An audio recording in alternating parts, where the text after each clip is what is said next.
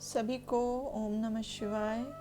आज हम शिव महापुराण में रुद्र संहिता पार्वती खंड चतुर्थ खंड हिमालय का विवाह यहाँ से पढ़ेंगे। तो आइए शुरुआत करते हैं। सती जी ने यज्ञ में अपना शरीर त्यागने के पश्चात हिमाचल के घर जन्म लेने का विचार किया, क्योंकि शिवलोक में स्थित मेनका ने सती देवी के लिए आराधना की थी। इस कारण सती मैना की पुत्री बनी। इस जन्म में उनका नाम पार्वती हुआ। नारद जी बोले, हे ब्रह्मा जी, मुझे मैना की उत्पत्ति, विवाह आदि के विषय में जानकारी प्रदान कीजिए। ब्रह्मा जी ने बताया, उत्तर दिशा में हिमालय नाम का एक राजा था। वह श्रेष्ठ पर्वत की समस्त समृद्धियों से युक्त था और बहुत तेजस्वी भी था।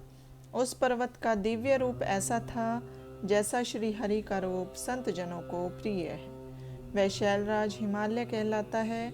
राजा हिमालय ने अपने वंश की वृद्धि के लिए विवाह करने की सोची। सभी देवता मिलकर पितरों के पास जाकर बोले, आप देव कार्यों हेतु अपनी पुत्री मैना का विवाह हिमालय के साथ कर दें। इससे सभी का भला होगा और देवताओं के रास्ते में आने वाली आपत्तियां नष्ट हो जाएंगी। पितृगणों ने अपनी पुत्रियों के श्राप की बात का स्मरण करके मैना का विवाह पर्वतराज हिमालय से कर दिया। उस विवाह में ब्रह्मा, विष्णु, शिव आदि सभी देवता शामिल हुए। विवाहोत्सव के पश्चात सभी देवता और मुनि वृंद शिव पार्वती का ध्यान करके अपने अपने लोकों को प्रस्थान कर गए। पूर्व कथा। ब्रह्मा जी ने बताया, हे नारद, मेरे पुत्र दक्ष के 60 पुत्रियां उत्पन्न हुई। उनमें से स्वधा नाम की पुत्री का विवाह पितरेश्वरों के साथ हुआ। उसने 3 कन्याओं को जन्म दिया। बड़ी पुत्री का नाम मैना, मंजली कन्या का नाम धन्या और सबसे छोटी कन्या का नाम कलावती था। एक बार तीनों कन्याएं श्वेत द्वीप में भगवान श्री हरि के दर्शन करने गई। उस समय वही बड़ा भारी उत्सव मनाया गया। उसमें सनकादिक ऋषि भी आए। सनकादिक ऋषि के आने पर उनका स्वागत करने के लिए सब लोग खड़े हो गए, परंतु ये तीनों बहनें खड़ी नहीं हुई। इस पर सनकादिक ऋषियों ने उन तीनों को श्राप दिया कि तुम तीनों बहन श्रुति को जानना चाहती थी, परंतु तुमने अभिमान के कारण नमस्कार करने की आवश्यकता नहीं समझी, इसलिए तुम स्वर्ग से दूर जाकर मनुष्य बन जाओ। यह सुनकर दोनों बहनों ने अपने सिर झुकाकर ऋषि को प्रणाम किया और प्रार्थना करने लगी। हे मुनि श्रेष्ठ, आप प्रसन्न हो जाइए, हम तो मूढ़ हैं। आप हम पर ऐसी कृपा करें कि हमको स्वर्ग प्राप्त हो जाए। ऋषि सनत कुमार शिव जी की माया से प्रभावित होकर बोले, हे पितरों की तीनों कन्याओं, अब तुम प्रसन्न होकर मेरी बात सुनो। यह बड़ी कन्या मैना पर्वतराज हिमालय की पत्नी होगी और इससे पार्वती नाम की कन्या उत्पन्न होगी, जो भगवान शंकर की पत्नी बनेगी। दूसरी कन्या धन्या राज जनक की पत्नी बनेगी और इससे महायोगिनी लक्ष्मी स्वरूपा सीता जी उत्पन्न होगी, जो भगवान श्री राम की पत्नी बनेगी। तीसरी कन्या कलावती राजा वृषभानु की पत्नी बनेगी, जो महामाया राधा को जन्म देगी। मैना को पार्वती का वरदान प्राप्त होगा कि वह कैलाश तक जाएगी। तुम तीनों पितरों की कन्या होने के कारण पृथ्वी पर भी स्वर्ग के विलास प्राप्त करोगी। इस प्रकार कहकर मुनिराज सनकादिक अंतर्ध्यान हो गए। इसके पश्चात वे 3 बहनें भी अपने निवास स्थान को चली गई। उमा की स्तुति। हिमालय मैना से विवाह करके अपने घर आए और सुखदायक स्थानों में मैना के साथ झूम झूम कर विहार करने लगे।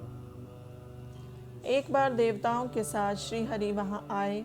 हिमालय ने उन्हें देखकर कहा, मैं आपके दर्शन पाकर कृतार्थ हुआ, मुझे क्या आज्ञा है। तब श्री हरि ने कहा, जगदम्बा सती के शरीर त्यागने की बात तो आपको पता ही है। अब आप ऐसा प्रयत्न करें कि वे आपके यहाँ जन्म लेकर देवताओं के कार्यों को संपन्न करें। श्री हरि के ऐसा कहने पर हिमालय ने कहा, आपकी आज्ञा शिरोधार्य है। सभी देवता शंकर भगवान की पत्नी उमा की स्तुति करने लगे। हे माता, आप हमेशा शिवलोक निवासिनी हो और सर्वदा शिव जी की प्रिय हो। हे माता दुर्गे, हम सब देवता आपको प्रणाम करते हैं। जब देवताओं ने भगवती उमा की स्तुति की तो कष्ट निवारिणी दुर्गा देवी उनके सम्मुख प्रकट हुई। सभी उपस्थित देवता उनको प्रणाम करके स्तुति करने लगे। हे माता, हमें क्षमा कीजिएगा तथा सनत कुमार के वचनों को पूर्ण करने की कृपा कीजिएगा। अब आप पृथ्वी पर अवतार ग्रहण कर शिव जी की पत्नी बनकर अपनी अद्भुत लीलाओं से देवताओं को सुखी बनाएं। देवी ने भगवान शिव जी का स्मरण कर कहा, हे मुनियों एवं देवताओं, मैं पृथ्वी पर अवतार अवश्य ग्रहण करूंगी। इससे देवताओं के दुख दूर, दर्द दूर होंगे। मेरे अवतार लेने के और भी कारण हैं। इससे पहले हिमाचल और मैना ने भी मेरी आराधना की है। अब भी वे भक्तिपूर्वक मेरी सेवा करती हैं। अतः मैं हिमालय के घर उनकी कन्या के रूप में प्रकट होंगी। मुझे ज्ञात है कि मेरे शरीर त्यागने से मेरे पति भगवान शंकर भी दिगंबर होकर मेरे वियोग को सहन नहीं कर पा रहे हैं। वे निरंतर जागते रहते हैं, जिससे वे कमजोर होते जा रहे हैं। वे मेरा पाणी ग्रहण करना चाहते हैं, इसलिए मैं शीघ्र ही अवतार लेकर तुम्हारे कार्य सिद्ध संपन्न करूंगी। अब तुम अपने स्थान को जाओ और भगवान शिव का भजन करो। हिमालय का तप। ब्रह्मा जी ने बताया, जब देवता हिमाचल और मैना को उपदेश देकर लौट गए तो दोनों उमा देवी की आराधना करने लगे। उन्होंने चैत्र माह से लेकर 27 वर्ष तक व्रत किया।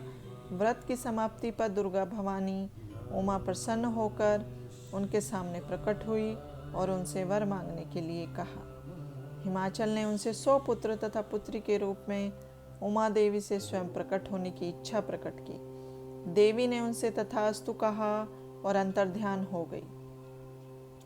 कुछ समय पश्चात मैना के गर्भ से ज्येष्ठ पुत्र मैनाक का जन्म हुआ। वह इंद्र के द्वारा पर्वतों के पैर काटने पर समुद्र में छिप गया और समुद्र से मित्रता कर ली। हिमाचल तथा मैना दोनों ही देवी उमा और भगवान शिव के ध्यान में लगे रहते थे। उत्तम समय पर मैना रानी ने गर्भ धारण किया और समय आने पर सती प्रकट हुई। उमा भी कन्या के रूप में प्रकट होकर सांसारिक जीव की तरह रुदन करने लगी। कन्या के रुदन को सुनकर सब प्रफुल्लित हो गए। उनका नामकरण संस्कार हुआ तथा अनेक प्रकार के दान आदि वितरित किए गए। देवी जगदम्बा भी नाना प्रकार की क्रीड़ाएं करने लगी और युवती बन गई। एक दिन भगवान शिव जी की प्रेरणा से हिमाचल के घर आए। हिमाचल ने तुम्हारा आदर सत्कार किया और कन्या के भविष्य के विषय में पूछा। तुमने बताया कि कन्या बहुत भाग्यशाली है, परंतु इसका पति दिगंबर, निर्गुण, काम वासना रहित, भोगी, माता पिता से हीन, अभिमान रहित, तक साधु वेशधारी होगा।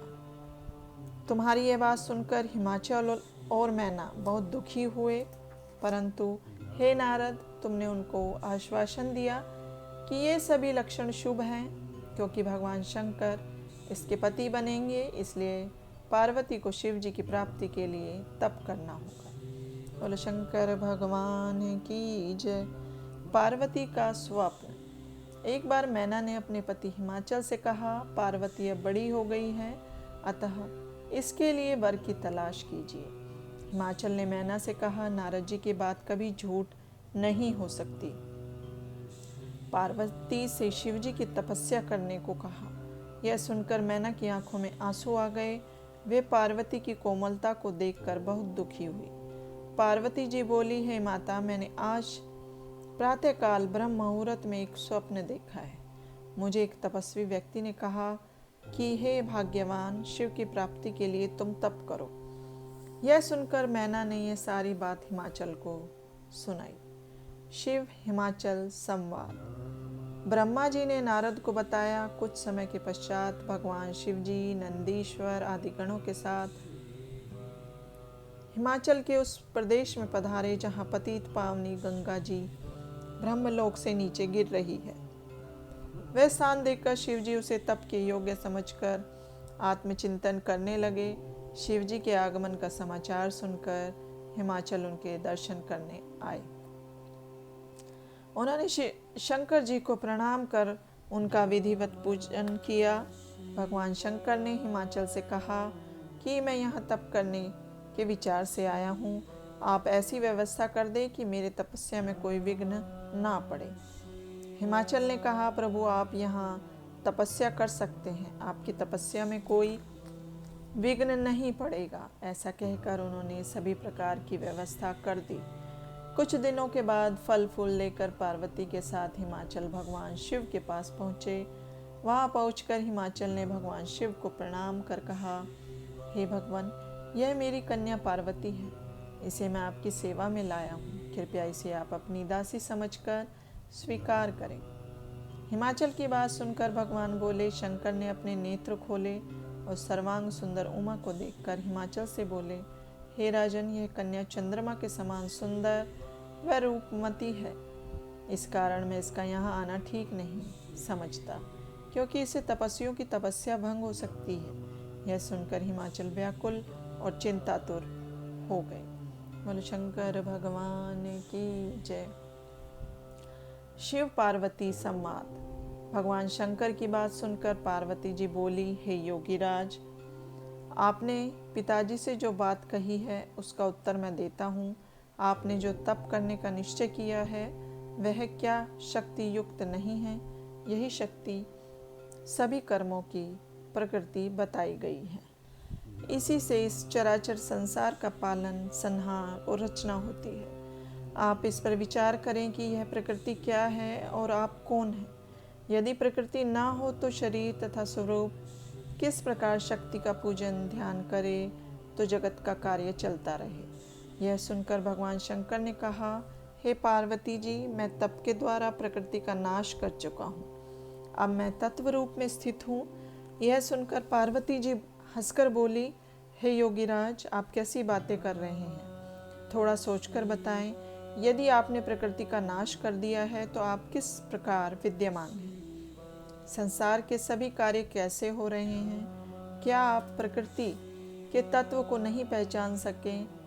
आप पुरुष हैं और मैं प्रकृति हूँ। आप मेरी कृपा पर ही सगुण होकर निष्ठावत हो, नहीं तो आप किसी भी कार्य को करने में समर्थ नहीं हो सकते। यह सुनकर शिवजी बोले, हे हिमाचल कन्या, यदि मैं माया रहित परमेश्वर हूँ तो तुम श्रद्धा पूर्वक मेरी सेवा में तत्पर हो जाओ। और हे हिमाचल, हम तप करने की इच्छा रखते हैं।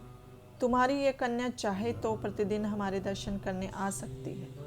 उसी दिन से पार्वती जी प्रतिदिन शिवजी के दर्शन करने आने लगी। यह षोडशोपचार पूजन करके प्रतिदिन चरणामृत लेने आने लगी। इधर तारकासुर के डर से पीड़ित हुए मुनि तथा इंद्रादि आदि देवता ब्रह्मा जी से बोले, कोई ऐसा उपाय करो जिससे शिव जी पार्वती जी को ग्रहण कर ले और हमारा कार्य सिद्ध हो जाए। इस प्रकार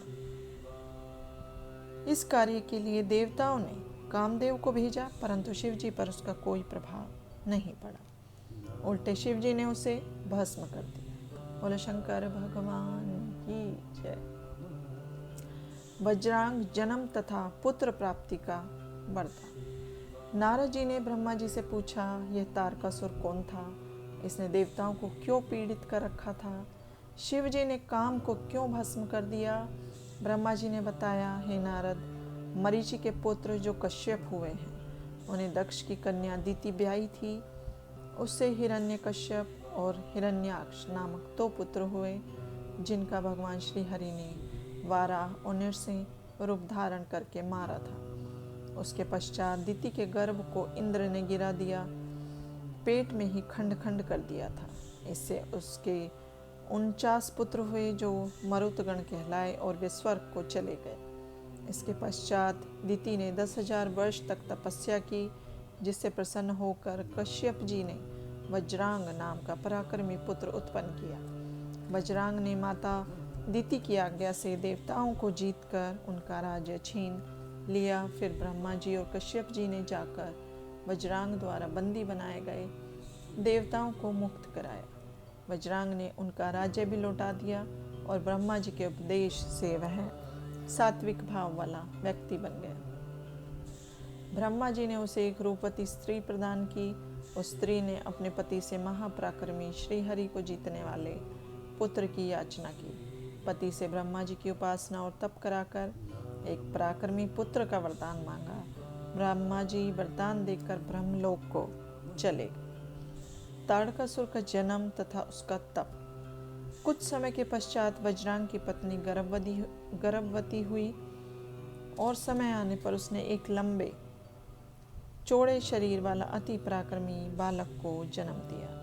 उसके जन्म के पश्चात समस्त संसार में अपशकुन और उपद्रव होने प्रारंभ हो गए। कश्यप जी ने उसका नाम तारकासुर रखा। कुछ समय बाद ही वह पर्वत के आकार का सा बन गया।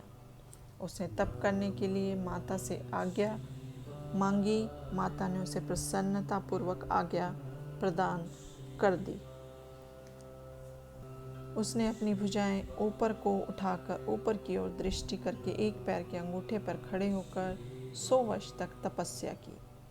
इस पर उसने देवताओं को जीतने की इच्छा से मधुवन में तपस्या की। उसके तप से देवलोक भी जलने लगा। तब ब्रह्मा जी उसके सम्मुख प्रकट हुए।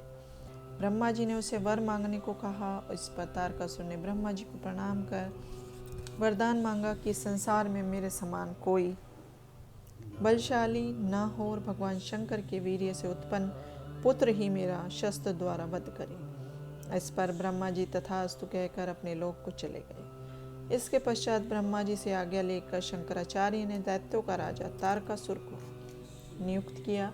वह देवताओं को पीड़ित करता हुआ दंड देने लगा। इंद्र ने भयभीत होकर तारकासुर को खजाना, ऐरावत हाथी, उच्च श्रवा घोड़ा आदि प्रदान किए। ऋषियों ने तारकासुर को कामधेनु गाय प्रदान की। उसने पृथ्वी पर घूम घूम कर संसार की समस्त उत्तम वस्तुओं पर अपना अधिकार कर लिया। वह देवताओं और इंद्र तथा पितरों का भाग लेने गया तथा इंद्रासन पर विराजमान हो गया। उसने देवताओं को स्वर्ग से निकालकर स्वर्ग पर अपना अधिकार करके वहां दैत्यों को बसा दिया। बोलो शंकर भगवान की जय। तारकासुर का स्वर्ग त्यागना। ब्रह्मा जी बोले, सब देवता मेरे पास आकर अपना दुख बताने लगे। देवताओं का दुख सुनकर मैंने कहा, मैं तो तारकासुर को मार ही नहीं सकता। इसे तो मैं ही क्या भगवान श्री हरि और भगवान शिव जी भी नहीं मार सकते, परंतु भगवान शिव के वीर्य से उत्पन्न पुत्र ही इसे मार सकता है। इसलिए दक्ष की पुत्री सती ने इस समय हिमाचल के यहाँ मैना के गर्भ से पार्वती के रूप में जन्म लिया है। उसका विवाह भगवान शिव से होगा। उससे जो पुत्र होगा वही तारकासुर को मार सकेगा। अब तुम लोग भगवान शिव के पास जाकर पार्वती का विवाह उनसे कराने का प्रयत्न करो। फिर मैं भी स्वयं तारकासुर के पास जाकर उसे समझाने का प्रयास करने लगा। मैंने उससे कहा, हे पुत्र, मैंने तुम्हें इसलिए वरदान नहीं दिए थे कि तुम अपनी सीमाओं को लांघ जाओ। यह स्वर्ग तो देवताओं के लिए बनाया गया है। तुम अति शीघ्र इसे छोड़कर पृथ्वी पर लौट जाओ और पृथ्वी पर ही राज्य करो, नहीं तो तुम्हें दुख भोगने पड़ेंगे। मैं उसे समझा कर चला आया।